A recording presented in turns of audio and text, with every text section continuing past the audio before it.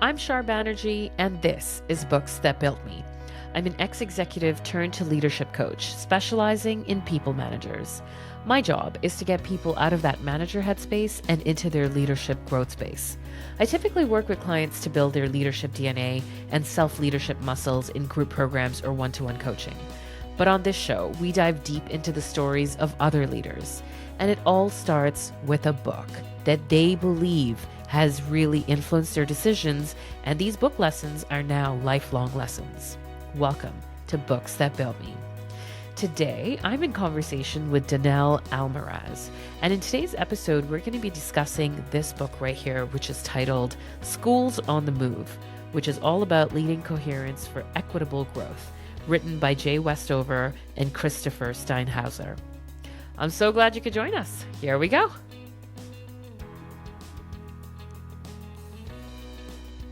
I'm just so honored and grateful to be sharing some time with you, and so excited and thrilled that you love this book so much that you sent it to me in the mail. Just, and you're like, this is the one, like, you got to read it and here it is for you. Don't even have to worry about getting it. That Yes. was just so sweet, Danelle. Oh gosh, I was so just happy to have someone to talk to about the work and what can we do to help education. The kids are counting on us and we need to do something to create Yeah. change. And so as much as I can help, offer support, encouragement, give people hope, like there are places that are having some success. So, just keep going, like, little Nemo, just keep swimming. You're the champion of the Right? people. I love that. Yes, yes. Yeah. Okay, so you knew that this was the book. Like, what's your relationship with this book? What's happened here? Give us the backstory. So 30 years in education. I started out as a math teacher, middle school math. That's where I found where I belonged. Moved up to be the categorical director, assistant superintendent, and I had found success. So I really was having some success in the district I was in. We were closing the achievement gap. We were doing good things for English learners, for kids that were economically disadvantaged. We started getting recognition, and I was recruited to begin to share this work with other schools in California, and enjoyed the work and really thought that this was the only way. Like, this is the only way. It was kind of a top down approach. We involved teachers, but not as much as I later learned that you need to. And what this Yeah. book did for me was made me realize that sometimes a little bit of success can be a little dangerous because you're not Oh, open to there right. could be another way. There could be another way Whoa. to do this. And so that Let's I just think double is click why. on that. Yeah, Let's double click on that. That, like, a little bit of success is dangerous. It's almost like the early signs can blind you and you stop looking and being curious and staying curious. 100%, 100%. Oh, And you begin to try and impose your way because you know it works, yeah. instead of being a good listener, really hearing their pain points. You're in there. I would roll up with my 50 slide PowerPoint and plug it in and be like, here you go. I'm going to tell you how to do this. Yeah. What this book did for me is help me be, rather than a consultant pushing a way, it helped me turn into a coach that is meeting them where they are and then really helping them build the change themselves so it's Yeah. sustainable. Because that was my other aha, was places that I had worked that we were having great success, the district was having great success, when we were no longer supporting them, because it's kind of a gradual release model, right? You're in there helping and then you're like, okay, you're ready to take it on yourself. Once that happened, it all kind of dissipated Right. Right. because I was doing the majority of the heavy lifting. Yeah. I was Yeah. doing the work. I was, coming home Yeah. and for 4 hours putting together whatever they needed. And I Yeah. wasn't doing a great job at coaching them and letting them do the dancing. I wasn't Yes. letting them do the heavy lifting. I was really a consultant. I wasn't a coach. Yeah, that's such a great point that you brought up because the role of the consultant is to immerse themselves, to understand the problems, to really live it, bring out the solutions, but then it kind of stops there and then they move on to something else and that's part of their job. That Mhm. they go in, they dissect, they solve problems, they write a report about it, and then that's like the buck stops there. Mhm. Versus taking on a different approach of how can I empower, champion you to do the work, and how can I be your guide and support whilst you figure out, the solutions to the problems that you inherently know. So that it's fundamentally like such a different approach. And I love the call out to when you've had a little bit of success, you kind of stop seeing it the coach way and you see it more as the consultant way, don't you? Oh, definitely, definitely. And that I think is what opened my eyes to say I need to go back to being curious because Yeah. what in a tight system, what I've realized is there's no room for innovation. When Yeah. the system is so tight that teachers can't move, they don't even have a moment to breathe, there's no room for them to have the innovation. Teachers are the most incredible human beings around. Maybe we can talk about what the framework is because it's a very clear model, right? What is the framework, Danelle? It's a framework around four key drivers for innovation. The very first one is clarity of focus. Human beings can hit any target they're aware of. But oftentimes we don't even know what we're just here. We show up every day, we work really hard, but we're really not clear of what is our focus, what is our values, where do we stand, what are we really working to strive for, and then being sure that the whole system is making decisions based on that focus. Yeah. Schools one layer after another. What clarity of focus does for them is help them say no to one more good idea. If Hmm. what you're being offered doesn't fall within your clarity of focus for this year, then push pause. Just right now is not the right time. Instead, we just say, yes, let's do this. Yes, do that. Instead of being very clear of what our focus is and then making our decisions based on that. The second one is shared leadership. Changing education isn't going to happen and be sustainable unless we're leading from the middle, unless we're bringing teacher voice, we're listening to students. I love interviewing the students to say, do you Yes. have equitable grading practices in your school? And they're like, absolutely not. If you have this teacher, that's an easy A, this teacher over here, they don't give retakes. They can articulate what is wrong with the system. We just have to listen. They're telling us by not coming to school, by not, following what we want. Well, they're telling us that the current system is not working for them. We just have to listen and really see what is it that we need to adjust and change. And that requires you to have teachers involved, students involved, where often in districts it's very top down. Here's what we're doing, here's what Yeah. our goal is for the year, and there's no feedback loop of how did that first cycle of inquiry go? You just met as PLCs. What worked, what didn't, what support do you need? So those are like the top two. It usually takes a little time just to adjust everyone's thinking to this new paradigm shift that we're leading from the middle. We're really listening to what's happening so that we can adjust rather than the top down approach. Um, Just to oh, double click on leading from the middle, because I mm, love that concept and that framework. And the examples that you said was we talk to the students. We're in the middle. We talk to the students, and we get that feedback loop going. mhm, What else is it like to lead from the middle? mm. Um, I would say that it's listening to different perspectives. Because when you lead from the middle, every teacher comes with their own, every human being has their own story. And so Yeah, listening to all the different perspectives, and I call it go slow to go fast. Because yeah, sometimes it takes some time to really listen and trust and get to know people. But in order to create change like we're hoping to create, it takes some time to yeah, meet with them. So about 3 times, 4 times a year, I get to meet with their whole site leadership teams and hear from the teachers firsthand what's working, what's not working in a very vulnerable, candid, safe space where they can say, Danelle, it was a train wreck. It didn't go very well. Like we tried this and this didn't yeah, go well. And that yeah. that's hard for them. It's hard for Yeah. them to try something new and fail fast. But what I find so rewarding is when they begin to have some success.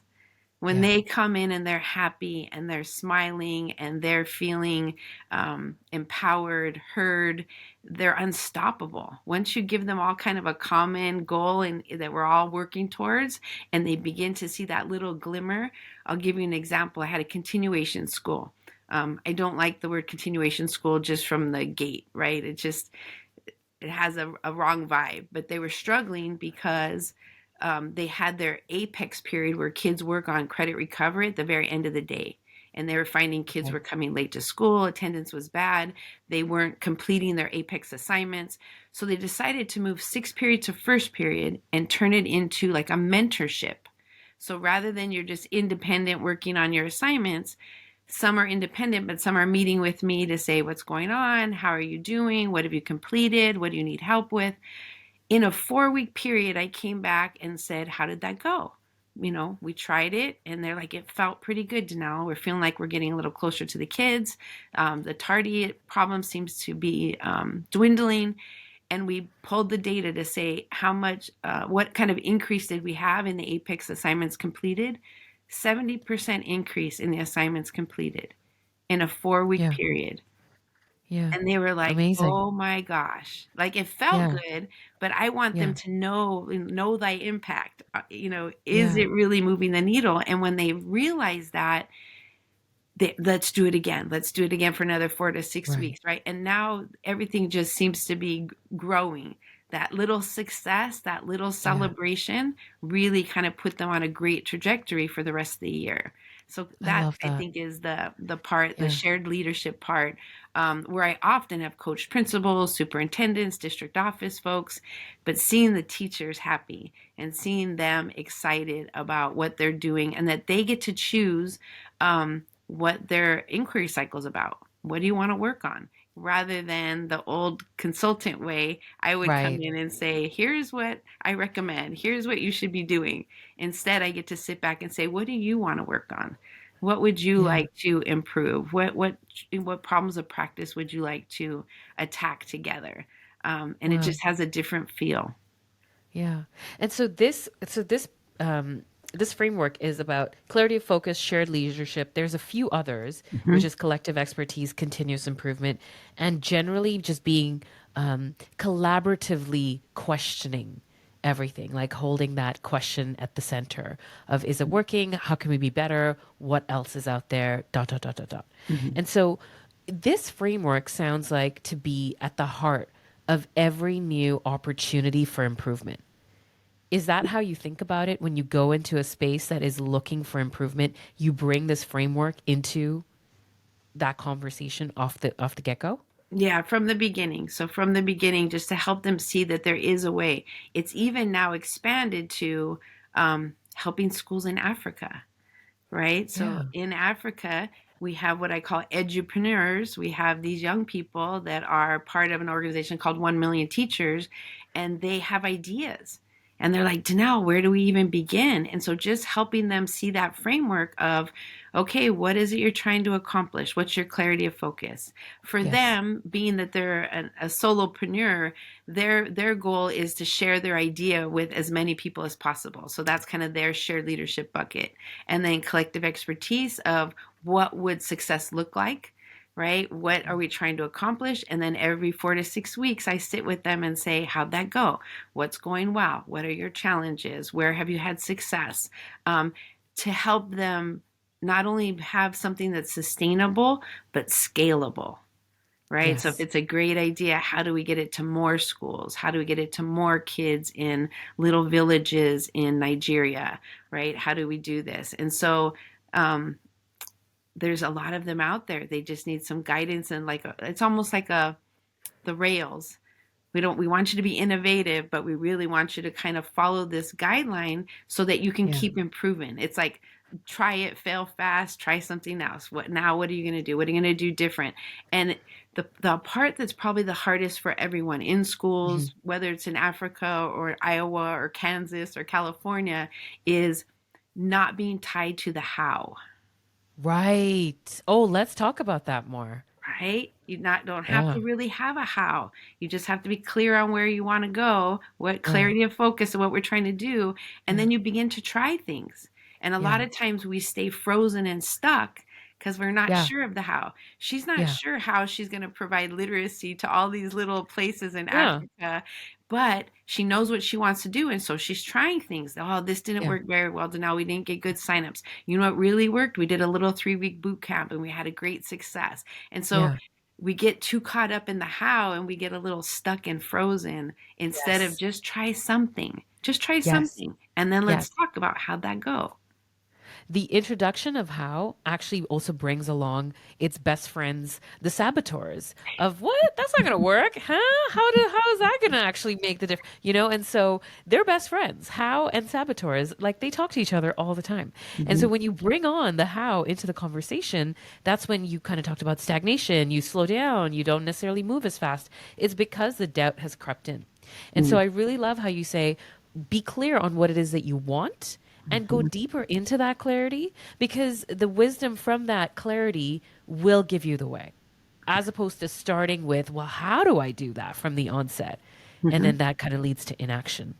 Yeah. And then you just get to the next step, just what's next. Okay.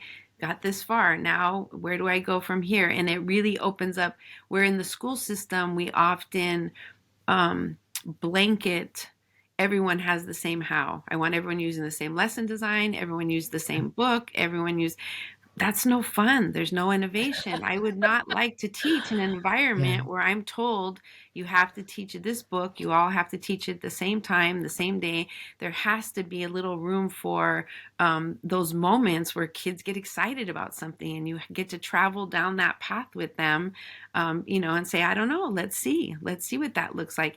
And then giving teachers the opportunity to try different instructional designs in most schools that I work with, gradual release is a term everyone uses. The typical I do, we do, you do gradual release lesson design. Um, Sorry, let's slow down. oh, I do, you do, we do. What's mm, that? I do.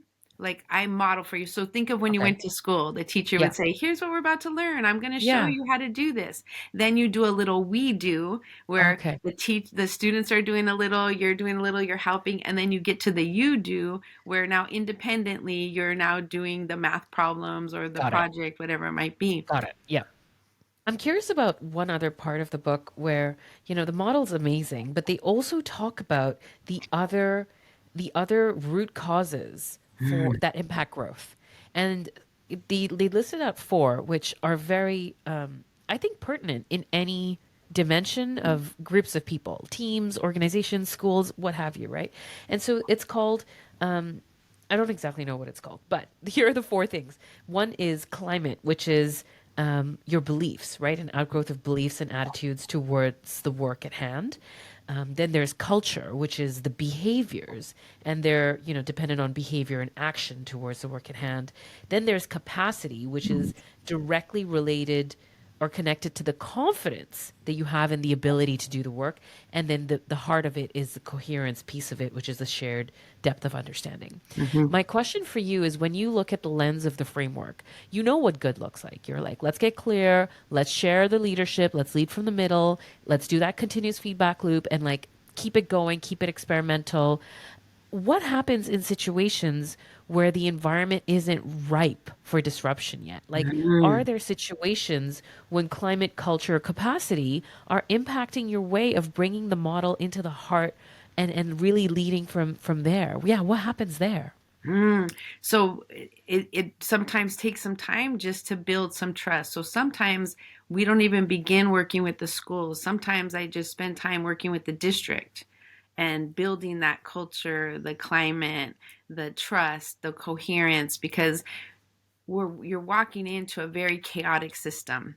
Everyone Right. is only worried about what they have to do, and you really have to teach them to work together collaboratively, listen to other voices. And so sometimes it's just a year of working with maybe principals and the district leadership before we even begin to um, have meetings with teachers.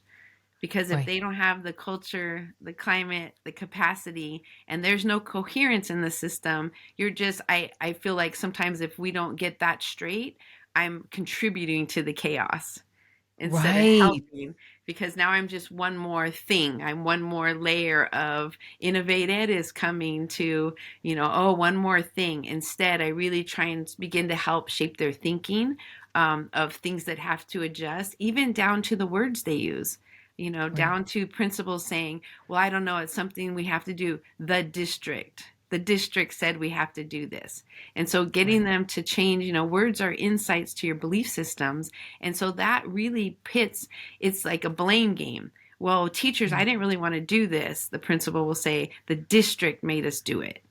Instead, I help them see that you are one and you are part of the climate culture and building capacity and part of the coherence journey.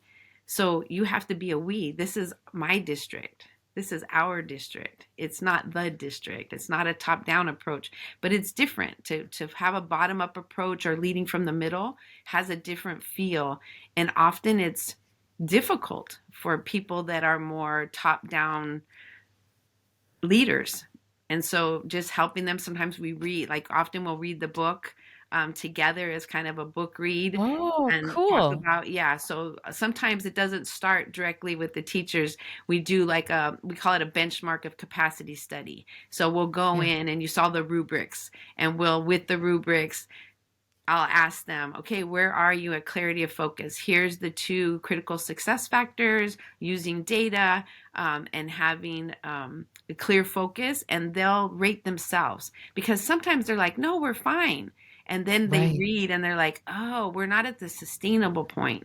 We're doing okay, but we're really more over here in Yeah. developing. We're not quite too accelerating or sustaining, which what I do know is any school or district that I can help get to the sustaining level, they just begin to skyrocket. They just Right. begin to move once we get them really moving. But that this is probably the other part that's a little difficult for some districts is I tell them I would love to come work with you, but it's a 3 to 5 year journey. Right. I can't do anything in a year. Like Yeah.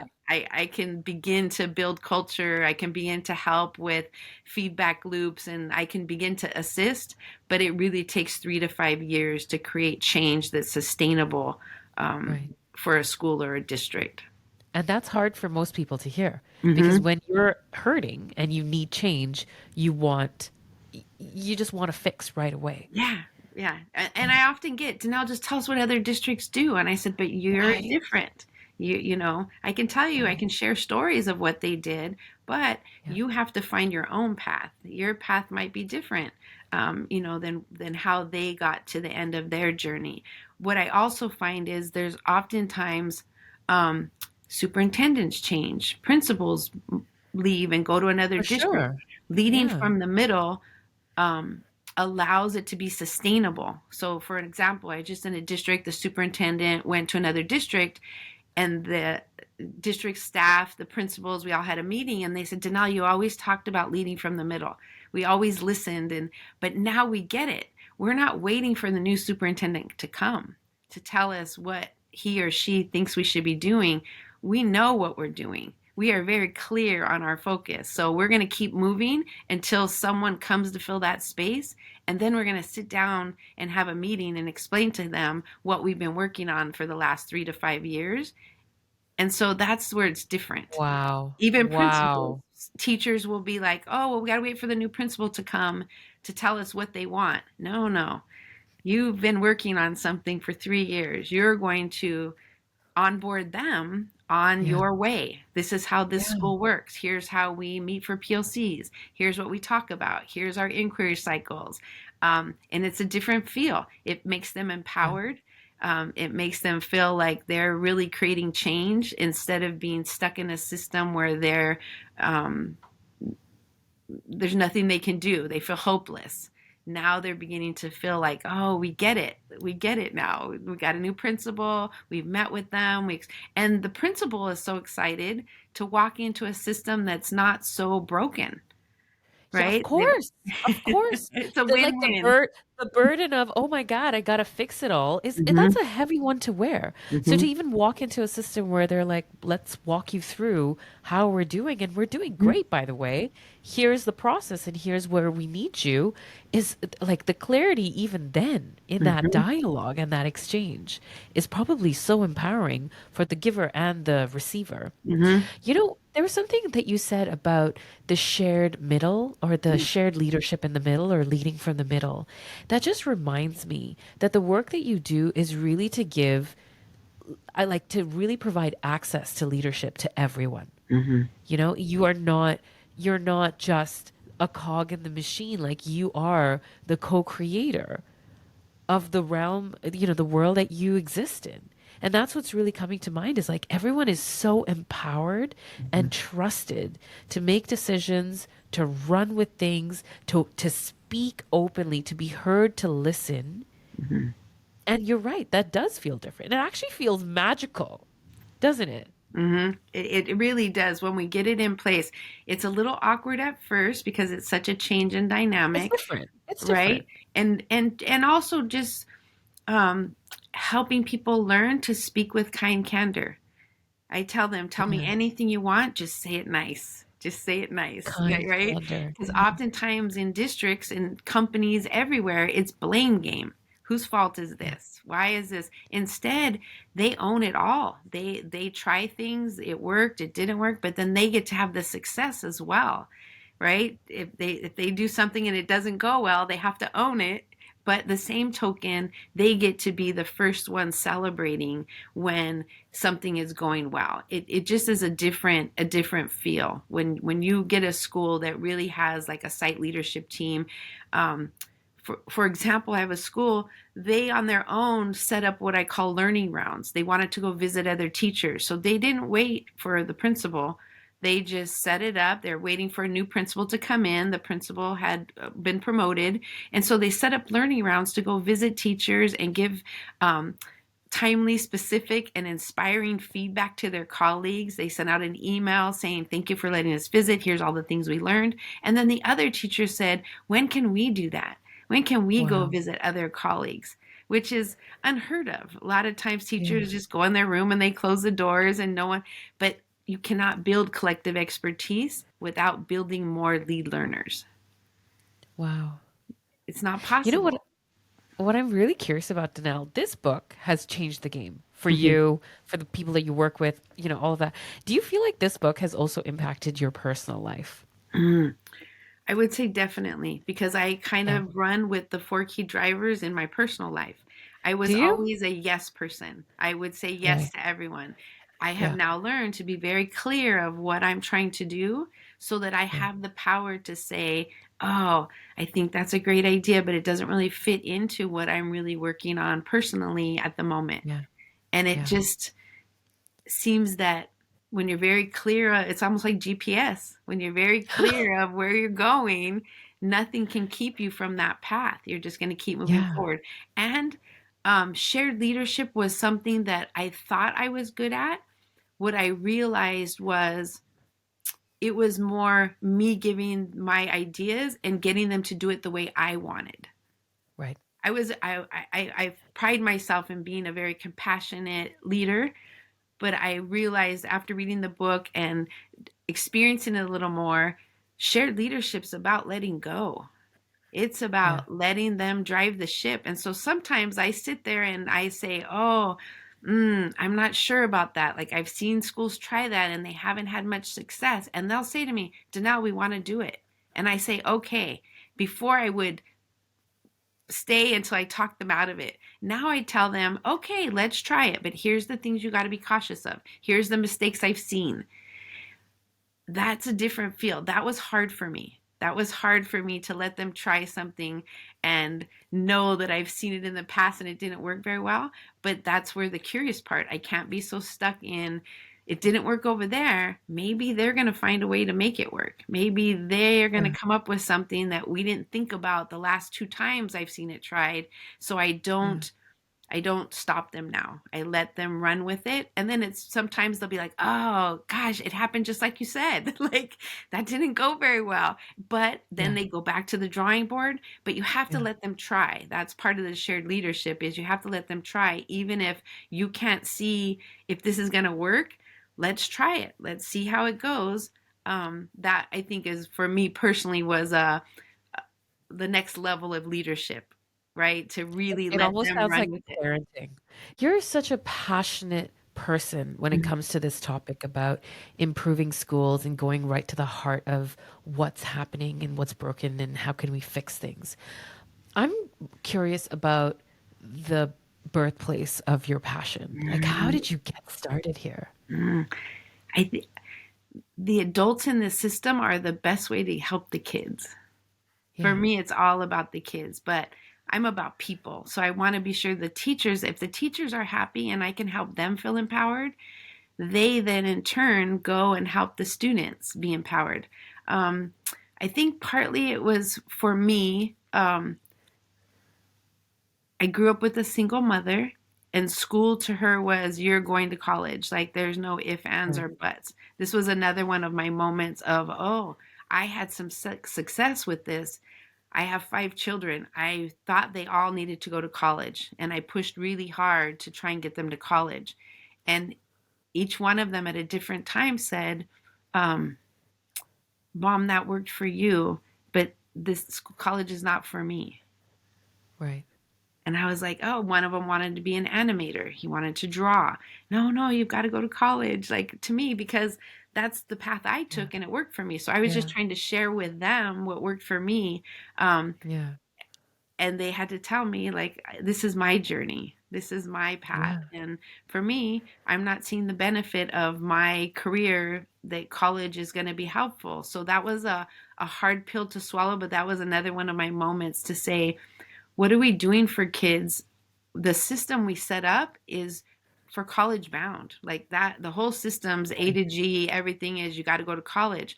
And so, what a sad thing to watch so many kids feel like failures because college is not their dream.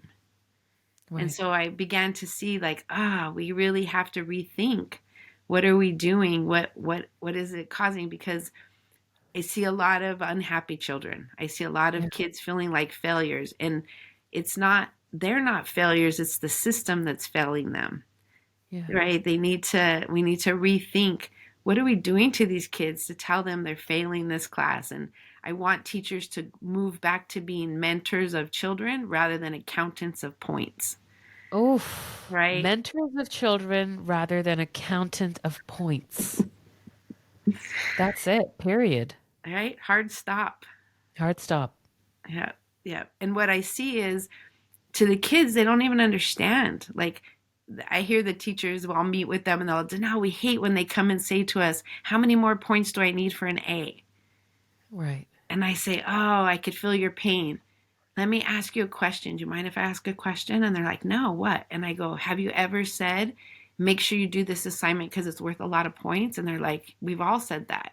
So do you see, we have Yeah. set it up this way. So instead of saying, this is a lot of points, we have to rethink our language because we've Yeah. created the system so we can uncreate it. So I love in schools where they're really getting to the place of more authentic assessment. They're looking at portfolios. They're engaging the kids and saying, here's what we have to learn. What would you like to read or look at? Or even giving them choice. Here are 3 articles. You pick which one speaks to you. Um, but that's hard for the teachers because that means they've got to let go a little. It can't be Right. everyone reads the same story, everyone, does the Shared same leadership. project at the end, right? Now it's Shared the same leadership. thing the next level down. Imagine in a classroom, you're very clear on your focus. Your shared leadership is between your students. You're building collective expertise and you're teaching them how to collaborate and have continuous improvement cycles. Can you imagine if we just graduated kids ready to collaborate, being able to bring their best authentic self and feeling belonging for their shared ideas. Teachers that begin to move this into the classroom, once they feel it, teachers that feel it themselves are more likely to do it in their class. I couldn't help but think of spaces in Mm-hmm. organizations and teams. that have the same challenges. This like different words, obviously, but it's all the same structure. And Mm-hmm. these are very common human problems. We're talking so much about schools today, but it exists in relationships between people, not for profits, like all types of spaces. And so my mind couldn't help but take it to spaces that I'm familiar and comfortable with, and I could see all of the nuances and like the shared problems and the shared pain Mm-hmm. and the solution. Yeah. The counter to that is like what can it be like instead? Yes, yes. And you see it, like I said, in companies. Imagine if more companies had shared leadership. You wouldn't have massive layoffs. You'd have more buy-in from employees and more ideas, because when you're a solo CEO and everything's top down, you only have one Yeah. vision. You only have one Yeah. mind when you get everyone together, but that requires you to let go a little. That Right. requires you to let go of control a little. But Yeah. imagine companies that have shared leadership, that you really have people that have buy in and really want to make the company better. You wouldn't have these massive layoffs. You wouldn't have people. I'm not a big fan. School districts often, the HR department teaches principals how to write people up. I'm not a big Oh, fan right. of that. I'm not, because no one's ever worked harder or better from being written up. No one Yeah. works better with the chancla, right? Instead, we need to be teaching principals and district folks and company leaders how to inspire. How do you Yeah. inspire people so that they aren't just coming there and out of compliance collecting a check, but really taking companies to the next level with great ideas? But that also requires a mind shift. So, but I saw what you saw the first time I read it. I saw it as a framework that is just multi-layered. It could work in Yes. companies. That's how it ended up in Africa. Was, you know what? I think we could do this in these schools and in these places that Cool. are, with no materials, with nothing. I think we could still do it. And they're like, let's try. That's part of what I love about the organization I work with now is it when I have an idea, they're like, do it, Danelle, let's see what happens. In other places I got, you know, absolutely not, stick to the plan, follow what we're doing. And so I love that it's the loose and tight of leadership, that it's loose enough that we're allowed to try something different. Like, let's try it. When AI came out, all over it, trying things, adjusting. So, yes, definitely a framework for lots of situations and scenarios. Amazing. Thank you, Danelle, for this generous conversation, so full of rich passion, integrity, love. I mean, that's at the heart of everything that you're saying right now is love. So thank you for spending some time with us and sharing this beautiful book with me, and sort of talking through your experiences and sharing your experience of how it's come to be in multiple schools and systems. Thank you, Shar. I so enjoyed it. I love to talk about the work and share the success, because I think there's a lot of people, schools, students, teachers are hurting, and we need to make sure that they're okay. We need to make sure that we are doing our best to empower them, because they're amazing people, and we need to start growing more leaders by leading from the middle. But thank you for having me. And that's it for this episode of Books That Built Me. If you've enjoyed the episode, please take a moment to leave us a review. It really helps support what we're doing. Even a line is sufficient. Thanks for listening, and you can always find me on my LinkedIn at Shar Banerjee. If you're dealing with a leadership challenge, I would love to hear from you and have you join our robust community. And of course, I'll talk to you next Tuesday on a brand new episode of Books That Built Me.